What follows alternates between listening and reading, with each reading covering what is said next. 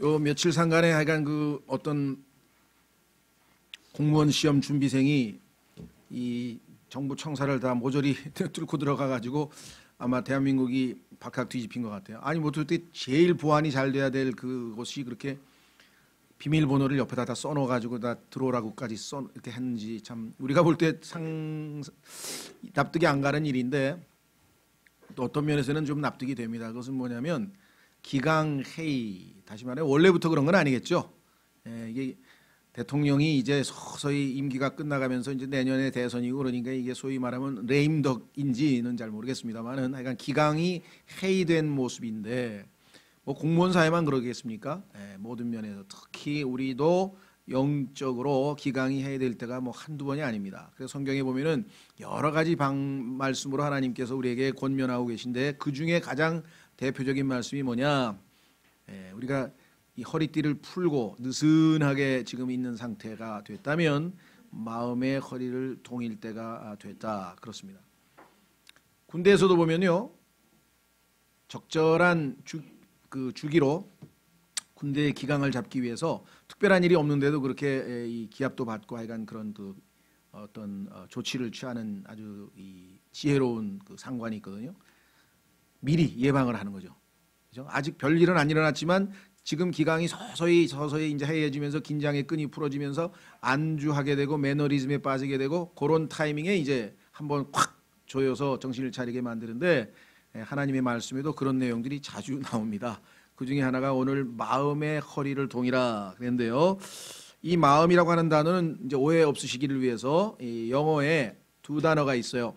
그러니까 우리말로 마음이라고 할 때는 영어로 heart라고 하는 말인데 여기서 heart가 아니에요. 왜냐하면 마음이 감정과 관련될 때는 heart를 써요. 내 마음이 아프다든가, 그렇죠? 마음이 무겁다든가, 괴롭다든가 이럴 때는 우리 영어로 heart를 쓰는데 마음을 다 잡자, 우리의 마음 자세를 바로 하자.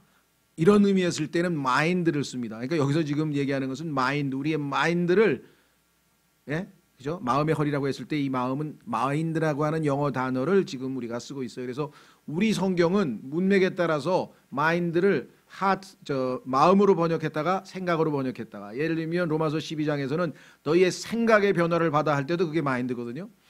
우리에게는 그리스도의 생각이 있느니라, the mind of Christ. 고린도전서 2장 16절에도. 근데 왜 이렇게 혼동이 되게 했느냐 하면은 하트하고 마인드라고 하는 영어 두 단어는 명확하게 구분이 되는데 우리말은 이게 정확하지가 않아요. 마음이 감정, 정서 쪽으로 갈 때는 하트고 의지 쪽으로, 생각 쪽으로 가면 마인드가 또 마인드로 가버려요. 그래서 그거를 좀 여러분들이 염두에 두셨으면 좋겠다. 자, 그래서 다시 여러분들과 함께 주보로 돌아오겠습니다. 이렇게 제가 기록했습니다. 우리 그리스도인은 예수 그리스도를 영접하는 순간 영이 거듭났으며, 성경에 보니까 거듭난 것은 우리의 영이죠. 베드로전서 1장 3절에 혼이 구원을 얻게 되었다. 베드로전서 1장 9절에 육은 아직 구속을 기다리고 있다고 로마서 8장에 나와 있죠. 이 구원은 그리스도의 고난과 영광을 통하여 성취되었으며, 그렇습니다. 성령으로 말미암아 우리에게 적용되었습니다. 그렇죠? 그래서 이제 결론적으로 그러므로가 나오는데, 이 그러므로가 나오는 근본적인 원인은 어디에 있느냐면은 사실은 6절에 있습니다. 확인해 보겠습니다. 베드로전서 오늘 본문 1장 6절에 보시면 이렇게 축복을 받았는데 뭐 긴장의 끈을 늦추지 말아야 되는 이유가 뭐냐? 비록 우리가 이렇게 큰 축복으로 구원을 받았지만 이 땅에 사는 동안 우리에게는 여러 가지 형태의 시련과 시험과 어려움이 있다는 거죠. 자, 6절 보십시오. 지금 비록 지금은 필요가 있어 너희가 여러 가지 시험으로 인해 잠시 근심하고 있지만, 자, 근심하고 있다 그랬죠. 자, 여기 보시면 필요가 있다 그랬어요. 우리에게 일어나는 모든 어려움은 하나님께서 보실 때 필요하기 때문에 우리에게 허락하시는 거다. 그 구원을 크게 기뻐하나니 이것은 너희 믿음의 단련이 불로 단련해도 없어지는 금을 단련하는 것보다 훨씬 더 귀하여 예수 그리스도께서 나타나실 때에 칭찬과 존귀와 영광으로 드러나게 하려 함이니라. 그렇죠? 고난을 견디게 되는 것은 주님 뵐 때 우리가 정결하게 완전히 준비를 갖춰서 주님 만날 때 아무런 거리낌이 없도록 하시기 위해서 우리를 훈련시키시고 준비시키는 것이다.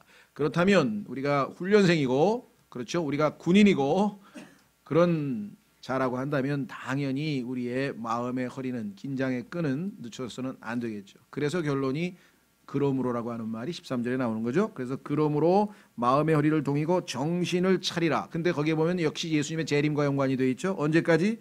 그리스도께서 다시 나타나실 때에. 그래서 주님이 오시는 그날까지 우리의 영적 상태는 항상 마음의 허리를 동이고 정신을 차린 상태에서 우리가 신앙생활이 돼야지. 그렇지 아니하면 긴장의 끈이 풀어지고, 그렇죠, 그런 상태에 있어서는 신앙생활을 못합니다. 유도 선수들이 보니까요, 유도를 하다가 중간에 막 뭐 서로 막 하다가 보면 막 옷이 다 헤쳐지고 막 엉망이 되죠. 그리고 막 그러다 보면 이제 그쳐, 그렇게 그쳐, 이렇게 해서 그친 다음에 새로 다시 이렇게 붙기 전에, 싸우기 전에 어떻게 합니까? 옷을 여미고 나서 그 다음에 뭐예요? 허리띠를 다시 졸라매죠. 딱. 그렇죠. 예. 그와 같은 것이 지금 우리에게도 영적으로 필요하다 이거죠. 우리가 신앙생활에서 마귀하고 싸우든 어떻든 간에 하여간 지쳐서 이게 뭔가 느슨해지고 아니면 우리의 옷이 다 헤쳐지고 이런 상태에 있을 때 하나님 앞에서 뭔가를 잠시 멈추고 다시 허리를 졸라매는, 동이는 그러한 것이 필요하다. 그렇죠? 예, 이건 준비. 그다음에 두 번째는요.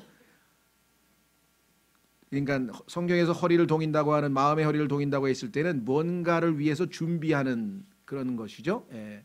또 두 번째 의미는 힘을 강하게 하는 거예요. 힘을 강하게 하는 거. 자, 성경에 보니까 이 두 번째 의미에 대해서 한번 확인해 보겠습니다. 시편 18편 39절. 시편 18편 39절에 보시면 이렇게 기록되어 있습니다. 시편 18편 39절.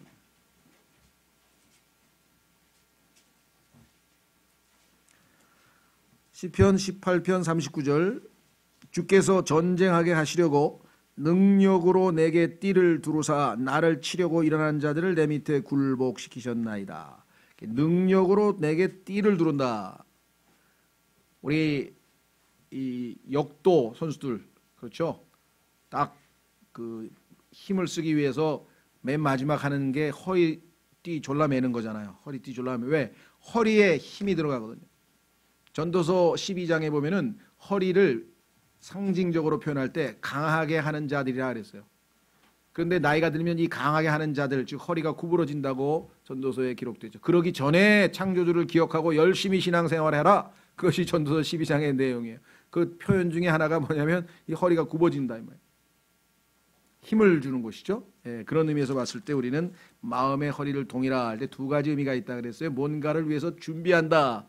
뭐 주님이 오시면 내가 주님을 섬겨야 되는데 허리를 동이고 딱 준비 상태가 돼야 손님이 오실 때 우리가 서비스를 섬길 수가 있잖아요. 그렇죠? 예, 두 번째는 전쟁을 나가거나 무슨 일을 할 때 힘을 주기 위해서 강하게 하는 그 방식이 바로 허리를 졸라매는 것이다. 마음의 허리를 동이는 것이다. 그랬습니다.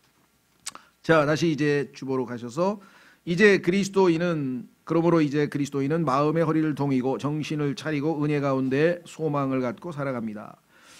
그러나 시간이 지나고 우리의 마음이 느슨해지면서 광야에서의 이스라엘 사람들의 모습처럼 우리의 신앙생활은 열정이 식어버립니다. 우리는 오늘 본문 말씀을 통해 자주 마음을 다잡고 새로운 출발을 해야 합니다. 하나님께서는 인간의 나약한 육신을 알기 때문에 조금 긴장했다가 열심히 하는 것 같다 보면 원래대로 도로 식어버리고. 그래서 이스라엘 백성들은 뉴문이라 그래가지고요, 처음에 매달 1월 1일 날 하나님 앞에 새롭게 하는 그런 종교 의식이 있었어요. 뭐 우리는 의도적으로 하는 건 아니지만 그래도 첫째 주에, 매달 첫째 주에 주의 만찬을 통해서 뭔가 더 주님을 향해서 한 걸음이라도 더 가까이 가보려고 하는 그런 의도도 있는 것이죠. 자, 베델로 올라가 새로운 출발을 하는 야곱을 기억하십시오. 창세기에 보면요, 베델이 고향으로 가기 전에 야곱이 죄송합니다. 베델로 올라가서 하나님 앞에 새롭게 마음을 다지는 장면이 나오죠. 예, 그런 것처럼 우리에게도 필요한, 자주 이것이 필요하다. 오늘 우리는 주님께서 왜 우리 그리스도인들에게 마음의 허리를 동이라 명하시는지 그 이유를 살펴보고 새롭게 출발해 보고자 합니다. 주님께서 왜 마음의 허리를 동이라고 했는가? 첫 번째, 우리는 옛 생활을 떠나야 하기 때문에 과거를 청산하고 새 출발할 때에 허리를 동인다. 자, 출애굽기 12장으로 가보겠습니다. 출애굽기 12장 1절. 출애굽기 12장은 여러분과 제가 잘 아는 것처럼 유월절의 기념 유월절 사건이 일어났던 바로 그날이죠. 그 장면이죠.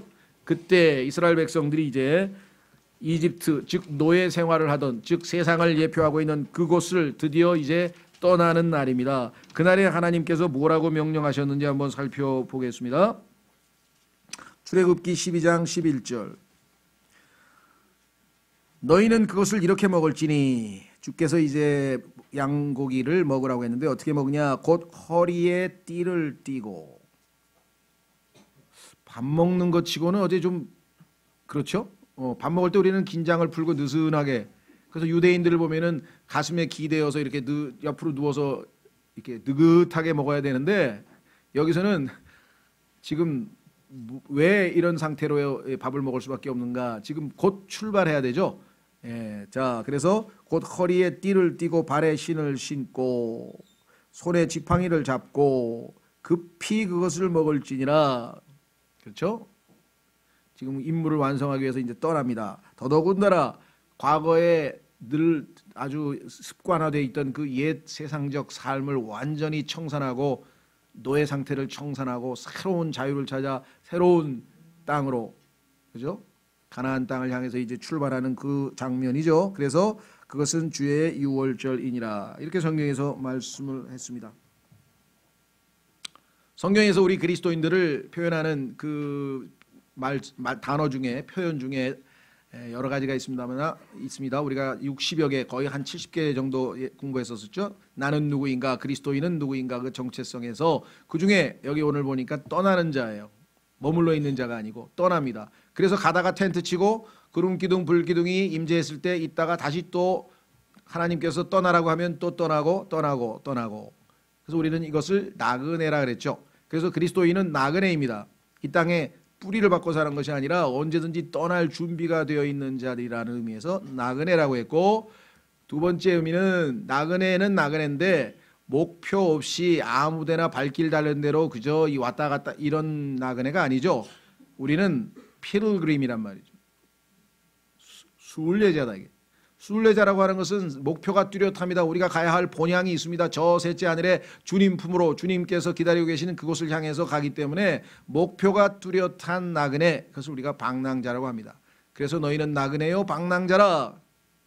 그러면 구원받지 못한 사람은 성경에서 뭐라고 얘기하는가? 구원받지 못한 사람은 도망자라 그래요. 도망자. 하나님의 품에서 도망하고 빛으로부터 도망가서 어두운 구석에 가서 자꾸만 진리로부터 도망가고 그래서 도망자요. 두 번째 방랑자라 그랬어요. 또 돌아다녀요. 근데 목표가 없어. 목적지가 없어. 그렇죠? 그 방랑자의 그 노래를 불렀던 그 여인이 돌아왔더라고요.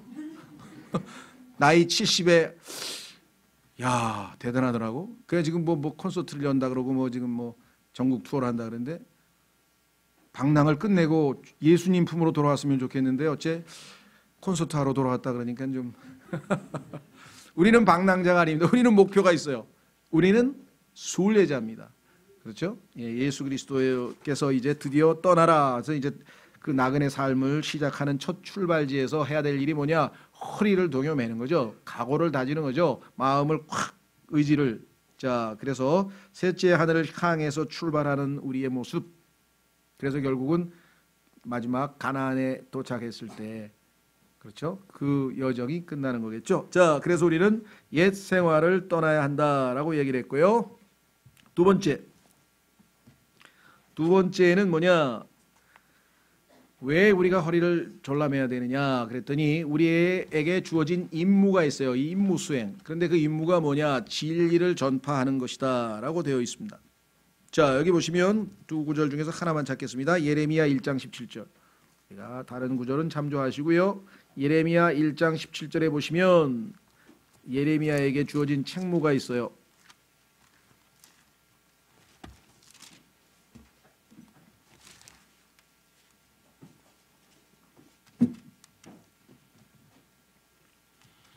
그러므로 너는 내 허리를 동이고 일어나 내게 명령하는 모든 것을 그들에게 말하라. 우리에게도 마찬가지죠. 너희는 말씀을 전파하라. 때를 얻든지 못 얻든지 전파하라. 이렇게 말씀하셨잖아요. 그렇죠? 우리 그리스도인들의 책무 중에 하나가 하나님의 말씀을 전파해야 되는 거기 때문에 항상 우리가 마음의 준비가 되어 있어야 합니다. 예수 그리스도께서 요한복음 17장에서 빌라도에게 답변하시기를 내가 이 까닭으로 이 이유 때문에 이 세상에 왔노라. 내가 진리를 증언하러 왔노라. 그렇죠? 예, 그래서 우리가 해야 될 책무가 있기 때문에 그 책무는 우리의 마음이 준비되지 않으면, 각오가 확실하지 않으면 쉽게 할 수 있는 일은 아닙니다. 그렇죠? 성령으로 충만하고 마음이 긴장이 되어 있고 준비된 상태에 있을 때만 우리가 담대하게 하나님의 말씀을 선포할 수 있다라고 하는 것이겠죠. 예, 자, 그래서 한번 확인하고 세 번째로 가겠습니다. 요한복음 18장 37절. 요한복음 18장 37절. 우리가 예수 그리스도께서 오신 목적에 대해서 많은 그리스도인들은 대속, 십자가에서 죽으심을 통해서 우리를 구원하시기 위해서 오셨다, 우리를 대속하시기 위해서 오셨다. 맞습니다. 그렇죠? 사람들을, 죄인들을 불러서 회개시키러 왔다라고 주께서 말씀하셨고 자신의 생명을 통해서 우리를 구원하시려 오셨다. 이것도 다 맞는 말씀입니다. 그러나 그것만 위해서 오신 것은 아니죠.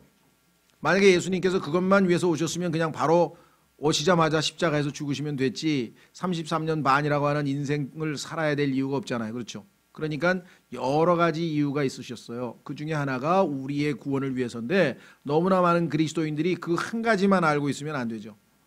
그렇죠? 예. 가장 중요한 것 중에 하나는 예수 그리스도는 33년 반을 이 땅에서 인간과 저희와 똑같이 사시면서 인간을 충분히 이해하고, 그렇죠? 인생의 삶을 체험하시는 겁니다. 그래서 우리의 감정의 나약함을 다 체험하시고 채울하신다라고 히브리서 4장에 써 있죠. 우리의 대제사장으로서 하나님과 우리 사이에 중재를 하셔야 되고 하나님 앞에 우리의 사정을 아뢰시려면 인간이 되어보지 않고 인간이 겪은 그 모든 것들을 다 체험치 않은 상태에서는 있을 수가 없는 일이죠.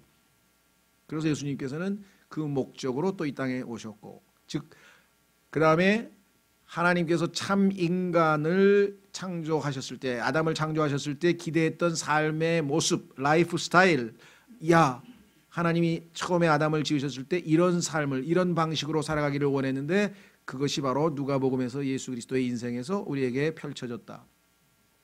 그 이외에도 예수님이 오신 목적은 많이 있습니다. 그 중에 하나가 우리의 구원을 위해서 오신 거예요.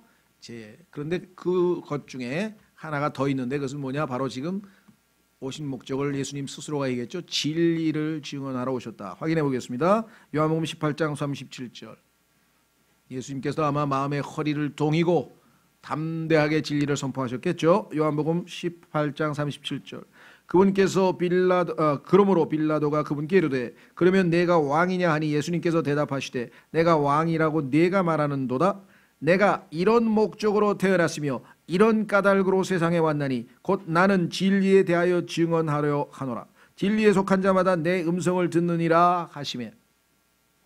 여러분이 밖에 나가서 여러분 예수 그리스도는 길이요 진리요 생명이십니다. 여러분은 어떤 길을 걷고 계십니까? 멸망의 길입니까? 하면 먼저 열심히 복음을 전했어요. 그렇죠? 그때 그 진리. 자, 그런데 유대인들의 반응처럼 여러분들이 길에서 크게 외친다고 해서 사람들이 다 반응하느냐? 그렇지 않습니다. 38절 보세요. 빌라도가 그분께 이르되, 빌라도는 지금 이 땅에 살고 있는 모든 구원받지 못한 사람들의 마음 상태를 상징적으로 보여주는 사람입니다. 진리가 무엇이냐 하더라. 여기에 하더라는 말이 지금 우리말에 나와 있는데 이게 saying이에요. saying. 죄송합니다. said, 그렇죠. 말을 했다. 진리가 무엇이냐라고 ask, 물어보면 얼마나 좋겠어요. 그렇죠? 얼마나 답변, 우리도 그냥 열을 내면서 답변을 해줄 텐데 물어본 게 아니라 진리가 뭔데? 내가 그거를 찾으려고 여태까지 평생의 구도를 뭐 이랬으면 좋겠는데 그게 아니고 진리가 뭔데? 밥 먹여주나? 그 태도가 지금 이러고 있는 거예요. 진리 알아서 뭐 하는데? 진리가 밥을 먹여줘, 뭐 돈을 벌게 해줘. 난 관심 없다 이게. 나가버렸어요. 예수님께서 진리를 증언하러 왔다 그랬는데 난 관심 없다는 게 보세요. 뭐라고 해나? 그가 이 말을 하고 다시 유대인에게로 나가버렸어요. 무슨 말이 이해가 되셨어요? 그러니까 정말 마음의 각오가 단단하게 준비되지 않고는 여러분이 하나님의 말씀을 선포하다가 진리를 전파하다가 낙심하기가 쉽습니다. 그렇죠? 낙심할 거 하나도 없어요. 왜? 우리도 과거에 그랬으니까. 그렇잖아요. 영이 지금 죽어있는 상태에서 반응을 뭐 그거밖에 더 하겠습니까? 이제 하나님의 말씀이 망치라 그랬고 불망치라 그랬죠. 쇠망치로 마음을 이제 두들기고, 그렇죠? 하나님의 말씀의 검으로 그들에게 찔림을 주고 해서 뭔가 역사를 하나님께서 일으키셔야지 이제 반응이 나오겠죠. 기도하고. 자, 그 다음에 세 번째, 주님의 돌아오심을 예비하기 때문에 여러분과 저는 준비하고 있어야 됩니다. 주님이 언제 오실지 모르는데 허리띠 끌고 있으면 어떻게 해요? 예? 손님이 지금 와서 식사를 금방 대접을 해야 되는데 준비가 안 된 상태에 있으면 안 되죠. 우리가. 그렇죠? 모든 게 다 준비된 상태에 있어야 되잖아요. 확인해 보겠습니다. 누가복음 12장. 누가복음 12장에 보시면 주님께서 오실 때에 허리띠를 띠고 준비하는 자들에 대한 칭찬이죠. 누가복음 12장 35절. 누가복음 12장 35절.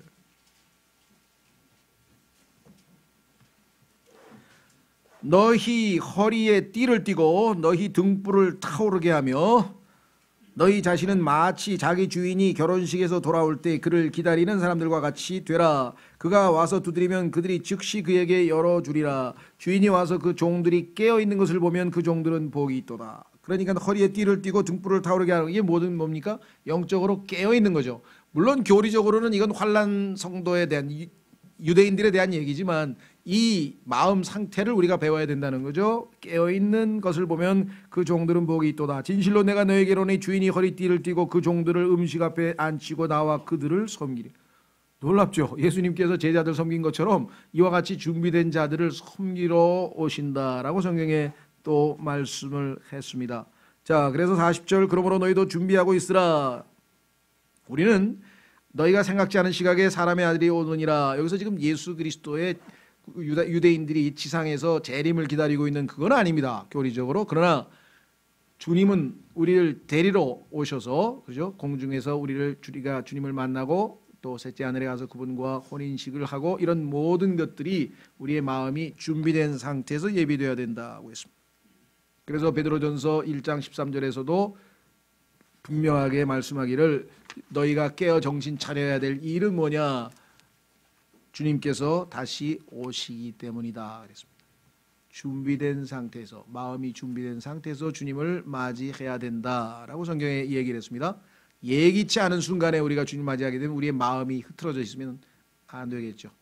그렇죠? 자, 그래서 우리는 세 번째까지 봤습니다. 첫 번째는 옛 생활에서 떠나야 되기 때문에, 두 번째는 진리를 전파해야 되기 때문에 우리는 마음의 허리를 동여야 한다. 세 번째는 주님의 돌아오심을 언제든지 예비할 수 있는 마음 자세, 그것이 바로 마음의 허리를 동인다. 네 번째는 누군가를 섬기기 위해서는 허리띠가 풀려 있으면 안 되겠죠. 자, 예수님께서도 제자들을 섬기기 위해서 허리를 동이고 섬겼다라고 성경에 써 있습니다. 자, 네 번째, 겸손히 섬겨야 하기 때문에 섬기는 자는 당연히 허리를 동이고 섬겨야 되겠죠. 요한복음 13장. 요한복음 13장.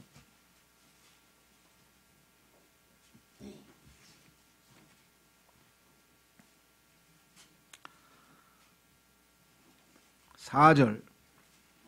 요한복음 13장 4절. 저녁 식사 자리에서 일어나, 예수님이죠, 겉옷을 벗고 수건을 가져다가 몸에 두르시며, 이 수건을 가져다가 몸에 두른다고 하는 얘기가 지금 허리에 대한 얘기인데, gird라고 하는 말이 나왔죠. 예. 그래서 우리가 동인다라고 하는 단어와 여기서 가져다가 몸에 두르신다고 하는 단어가 영어로는 똑같은 단어예요. 예. 지금 표현을 그냥 수건을 동인다 그러니까 표현이 좀 어색해서 두른다, 몸에 두르셨다라고 얘기를 했죠. 5절, 그 뒤에, 그렇죠? 대야에 물을 부어 제자들의 발을 씻으시고 몸에 두른 수건으로 닦기 시작하시니라. 그러니까 누군가를 섬기기 위한 준비 작업 중에 하나가 바로 이것이다. 마음의 허리를 동인다. 그렇습니다.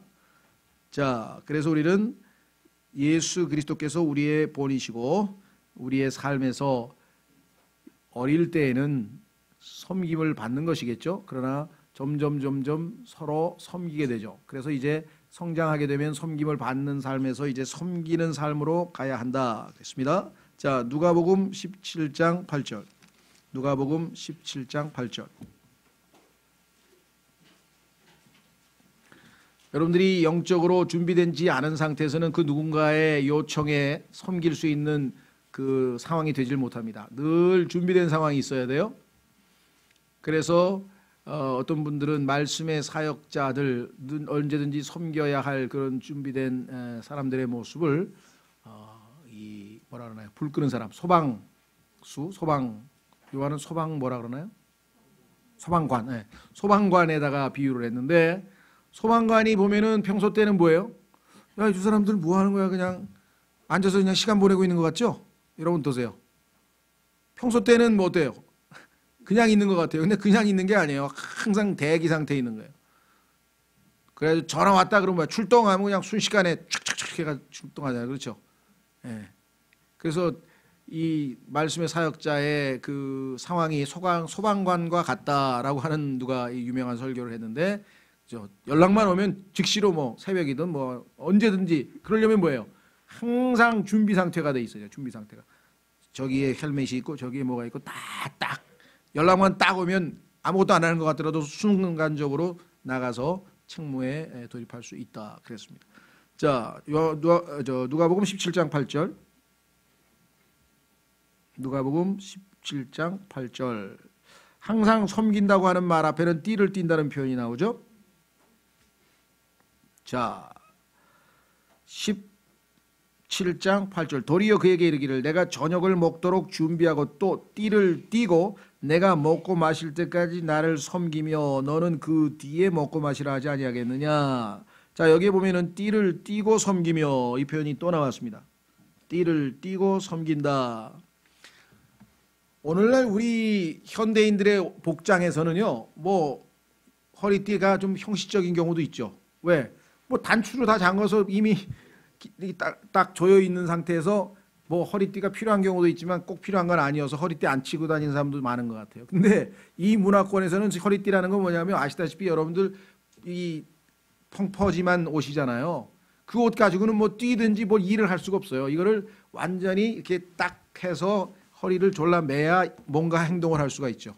무슨 말인지 아시겠죠? 그래서 이 허리띠를 띈다는 말이 현대인들의 옷 복장에서는 잘 이해가 안 될지 모르지만 유대인들이나 아랍 사람들 보면은 긴장을 풀 때는 띠를 풀고, 그죠? 여유 있게 즐기고 또 식사도 하지만은 뭔가 일을 해야 될 때, 그렇죠? 그럴 때는 당연히 허리를 졸라매서 행동하는데 불편함이 없도록 또 힘을 쓰는데 불편함이 없도록 해야 된다. 그래서 지금 이 띠를 띈다는 표현이 자주 반복해서 나오는 겁니다. 그런데 그것이 영적으로는 우리의 마음의 허리를 동이고 정신 차려서 긴장해서, 그렇죠? 느슨하게 풀어지지 않는다는 의미로 성경에서 반복해서 쓰이고 있죠. 자, 그 다음에 다섯 번째, 우리는 지금 전쟁에 나갔습니다. 그래서 마귀를 대적해야 하기 때문에 우선 출애굽기를 한번 더 가보겠어요.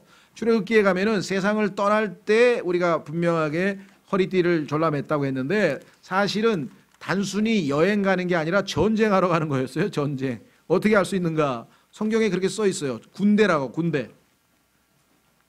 우리가 지금 오합지졸 같아도 군대라니까요. 출애굽기 12장으로 가보세요. 하나님께서는 구원받은 모든 백성들을 자신의 군대로 삼으셨는데 하나님의 칭호, 타이틀 중에 하나가 전쟁의 사람이에요. 영어로 번역하면 A man of war, 전쟁의 사람. 그래서 아마 우리 성경에서는 이거를 표현이 너무 길어져서 용사라고 번역을 했는데요. 나는 전쟁을 좀 살렸으면 좋겠어. 그죠? A man of war, 전쟁의 사람. 그래서 성경에 보면 구약 성경에 하나님은 전쟁에 능숙한 사람이라, 전쟁에 능하신 주여, 이런 표현이 나오고, 그렇죠? 네. 그래서 자신의 백성들도 지금 전쟁터로 데리고 나가는 거예요. 확인해 보겠습니다. 출애굽기 12장 11절. 너희는 그것을 이렇게 먹을지니 곧 허리에 띠를 띠고 발에 신을 신고 손에 지팡이를 잡고 급히 그것을 먹을지니라. 왜? 지금 전투가 돌입한다는 것이죠. 어떻게 할 수 있는가? 17절. 17절 너희는 무교절을 지킬지니 이는 바로 이날에 내가 너희 군대를 이집트 땅에서 데리고 나왔기 때문이니라. 너희는 지금 군대로 소집을 받. 그렇죠? 그래서 디모데후서에서도 good soldier, 예수 그리스도의 좋은 군사로서 고난을 endure, 견뎌내라. 마음의 허리가 동이지 않은 채 어떻게 고난을 견뎌냅니까? 느슨한 상태에서는 고난이 오면 다 기진맥진해서 다 쓰러지고 지쳐버리죠. 그죠? 마음의 준비가 된 사람은 고난을 이겨낼 수 있는 힘이 있다는 거죠. 자, 다시 돌아옵니다. 이제는 신약에서의 영적 전쟁에 대해서 한번 살펴보겠습니다. 역시 거기도 허리를 띠라 그래요. 허리. 성경에서도 그렇고 우리 요즘 현대 축구에서는 이 허리가 강해야 된다 그러죠. 미들필드가 약하면 이게 도저히 안 돼. 그래서 수비형 미들필더가 됐든 뭐 공격형 미들필더가 됐든 하여간 이 중간 허리가 강해야 공수가 조율이 잘 되고 이긴다 그랬는데 상당히 일리 있는 말 같아요. 사람도 마찬가지죠. 허리 다치면 아무것도 못해요. 왜? 힘을 못 쓰잖아. 허리 다치면 아무것도 못하죠. 그렇죠. 그만큼 이 허리가 중요한데 특히 마음의 허리가 더 영적 생활에 있어서는 중요하다. 확인해 보겠습니다. 에베소서 6장. 에베소서 6장에 가면요, 하나님께서 여러분과 저를 영적 전투에 임하실 때 그냥 내보내는 게 아니라 하나님의 전신 갑옷을 다 입혀서 내보냅니다. 하나님께서 그냥 보내시는 게 아니라 준비를 다 시키셔서 내보내시는데 그 첫 번째가 뭐냐? 제일 중요한 거, 제일 첫 번째 해야 될 게 뭐냐? 허리띠 띠는 것부터 해. 허리부터 띠해. 진리의 허리띠를 띠어야 됩니다. 그래서 지금 몇십 년 동안 지금 진리 공부하고 있잖아요. 우리가 지금 6장, 에베소서 6장. 이 허리띠가 헐렁헐렁한 사람도 있어. 그러니까 뭐 영적 전쟁에서 맥을 못 쓰는 거예요. 그렇죠. 전쟁에 나간 군인이 허리띠가 지금 허리가 헐렁헐렁거리면 어떻게 전쟁을 하겠어요? 에베소서 6장 10절. 에베소서의 마지막 결론은 뭐냐면요, be strong, 강하라 이거야. 그죠? 하나님의 말씀으로 무장해서 강해야 됩니다. 성경에 보니까 여러분과 저는 예수님 믿기 전에는 without strength. 로마서 5장에 보면 너희는 예전에는 힘이 하나도 없더니 without strength. 여러분들 중에는 예수님 믿기 전에 뭐 역도 선수도 있고 막 힘센 사람도 많았잖아요. 그럼 성경에서 하시는 말씀은 우리의 육체적인 힘에 대한 얘기가 아니겠죠. 당연히 뭐예요? 영적인 힘이 하나도 없었죠. 영으로 죽어 있었으니까. 그런데 예수 그리스도께서 우리를 구원하셔서 우리가 이제 점점 강해지고 우리를 강하게 하시는 그리스도를 통해서 우리가 모든 것을 할 수 있다고도 써 있죠. 그 다음에 the joy of the Lord, 주의 기쁨이 우리의 strength, 우리의 힘이다 라고 느헤미야도 써 있죠. 그래서 그리스도인의 이 군사로서의 모습은 강한 모습인데요. 에베소서 6장 10절. 끝으로 내 형제들아, 주 안에서와 그분의 강력한 권능 안에서 강건한 자가 되라. be strong 이라 했어요. 11절. 그래서야 마귀를 대적할 수 있겠죠. 너희가 마귀의 간계들을 등이 대적하여 서기 위해 하나님의 전신갑주를 입어라. 서기 위해. 왜 그러냐면 다 넘어져 있어요. 성경에 보니까 이 fallen이란 말이 굉장히 많이 나오는데 마귀의 원투 펀치를 맞아서 넘어졌대. 불화살을 맞고 다 넘어져 있대. 지금 다. 그래서 거의 모든 교회가 다 부상병동이에요. 지금 부상병동. 다 부상병동. 불화살 다 맞아가지고 지금 전신갑옷을 제대로 지금 착용을 못했어요. 자, 보세요. 첫 번째 싸움의 내용, 영적 전쟁이죠. 12절. 우리가 살과 피와 맞붙어 싸우지 아니하고, 살과 피는 인간이죠. 그러니까 인간하고 싸우면 이건 잘못된 싸움이고요. 정사들과 권능들과 이 세상 어둠의 치리자들과 높은 처소들에 있는 영적 사악함과 맞붙어 싸우느니라. 그러려면 전신갑주가 필요하죠. 13절. 그러면 너희가 악한 날에 능히 버텨내야 돼요. 싸움이 치열합니다. 버텨내고 모든 일을 행한 뒤에 서기 위해서, 넘어지지 않고 서 있기 위해서는 어떻게 되느냐? 하나님의 전신갑주를 취하라. 오늘 여기서 이걸 다 하면 다 하는 건 아니고요. 제일 중요한 거, 우리 주제와 맞아떨어지는 거 첫 번째가 뭐예요? 그런즉 서서. 우선 서야죠. 서서. 그 다음에 이제 전쟁에 참여하려면 허리를 띄어야죠. 자, 진리로 너희 허리를 동여매고, 진리로 너희 허리를 동여매고, 그 다음에 이제 의의 흉갑을 입으며 쭉 해서 마지막 수비. 이건 다 수비입니다. 그다음에 이제 공격을 하려면 이제 말씀의 검과 기도가 이제 맨 끝 부분에 나오는데요. 자, 그러니까 영적 전쟁을 하려면 반드시 마음의 허리가 동요돼야 된다. 정신을 차려야 된다. 긴장이 되어 있어야 된다. 그 준비가 다 되어 있어야 된다는 얘기겠죠. 자, 한 구절 더 찾겠습니다. 나훔 2장 1절. 나훔 2장 1절. 거기에도 보면은요. 적들이 쳐들어옵니다. 그래서 긴장해야 된다. 나훔 구약의 소선지서에 나오죠.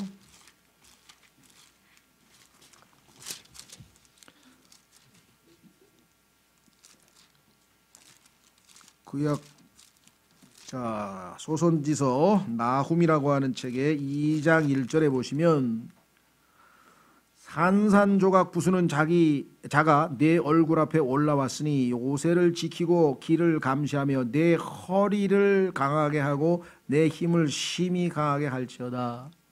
허리를 강하게 하라. 아까 제가 역도선수 얘기했죠. 허리를 강하게 해야 힘을 쓸 거 아니에요. 들어올릴 거 아니에요. 전쟁에서도 이길 거 아니겠습니까? 자, 그래서 적어도 우리는 이와 같이 5가지 이유로 인해서 반드시 마음의 허리가 동여진 상태가 되어 있어야 한다. 마지막 한 구절은요. 여러분과 제가 그리스도의 심판석에서 심판받을 때 마음의 허리를 동여야 돼. 왜? 심판받을 때 다리가 후들후들 거린다니까 이제. 그렇죠? 다리가 후들후들 안 거리려면 허리를 동여매야 돼. 그래서 하나님께서 욥 앞에 나타나서 지금부터 내가 너를 심문할 터이니 지금부터 사내답게 허리를 동여매는 게 좋을걸? 확인해 보세요. 욥기에 보세요. 욥기. 아, 하나님께서 우리에게 하나님 앞에 딱 서는 순간요. 우리가 허리가 안 동여매진 상태에 있으면은 질문에 답을 못 한다고. 너무 두려워서. 자, 욥기 38장 3절. 욥기 38장 3절.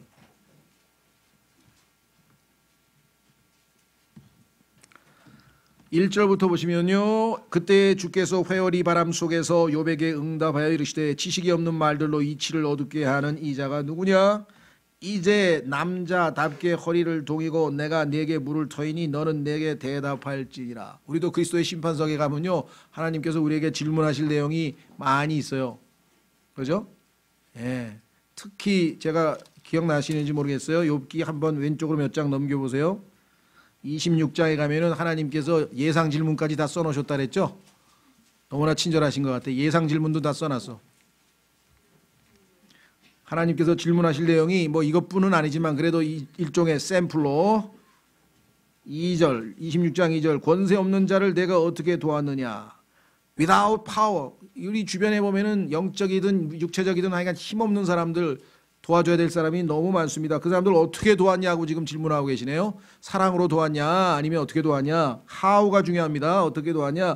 기력 없는 팔을 내가 어떻게 구원하느냐. 주변에 구원에 관한 얘기가 나왔어요. 지혜 없는 자에게 내가 어떻게 조언하였느냐. 하나님의 말씀으로 했느냐 아니면 네 지식으로 했느냐 뭐 있겠죠. 또 어떻게 사실을 있는 그대로 많이 전하였느냐. 있는 그대로 해야죠. 부풀리거나 과장해서도 안 되고요. 많이 하라 그랬어요. 많이. 그 다음에 내가 누구에게 말을 하였느냐. 만만한 사람한테만 가면 안 되고 센 사람한테도 가야죠. 바울처럼 막 총독하고 왕 앞에서도 담대하게 말씀을 전해야죠. 그렇죠? 예, 부하 진업원한테는 막 전도지 주고 야 교회 안 가면 너 죽어 막 이래놓고 사장님한테 가서는 그냥 눈치만 보고 있다가 말도 못하고 이러면 안 되고 하나님의 영이 충만하면 약간 담대해지는 것이죠. 누구에게나 다 구원받아야 될 사람, 구원받지 못한 사람은 누구에게나 다 전해야 돼. 그 다음에 누구의 영이 내게서 나왔느냐. 말할 때 하나님의 영이 나갔느냐, 네 영이 나갔느냐, 인간의 영이 나갔느냐, 아니면 마귀의 영이 나갔느냐.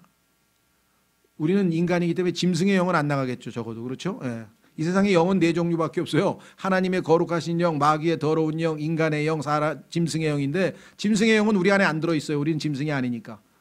그럼 사람의 영이 들어있어요. 말할 때 성령 충만해서 성령이 나갔느냐 아니면 마귀의 영이 나갔느냐 아니면 인간의 영이 나갔느냐 그것까지 하나님이 다 질문하신다 그랬어요. 그래서 마음의 허리를 동인 채로 우리가 하나님 앞에 서게 됩니다. 40장 7절에도 나와 있어요. 그래서 이와 같은 이유로 인해서 우리는 확실하게 마음의 허리를 동이고 하나님 앞에 새 출발을 해야 될 때가 있습니다. 그렇죠? 오늘 여러분과 제가 혹시라도 느슨해 있다면 정말 이렇게 느슨하게 허리를 풀고 살 수는 없는 거죠. 하나님 앞에 마음의 허리를 동이게 해 주십시오. 주님 오실 때를 내가 대비하겠습니다. 주님의 책무에 언제든지 부르실 때 응할 수 있도록 제가 준비된 마음 상태로 주님을 섬기겠습니다. 다 같이 잠깐 기도하겠습니다.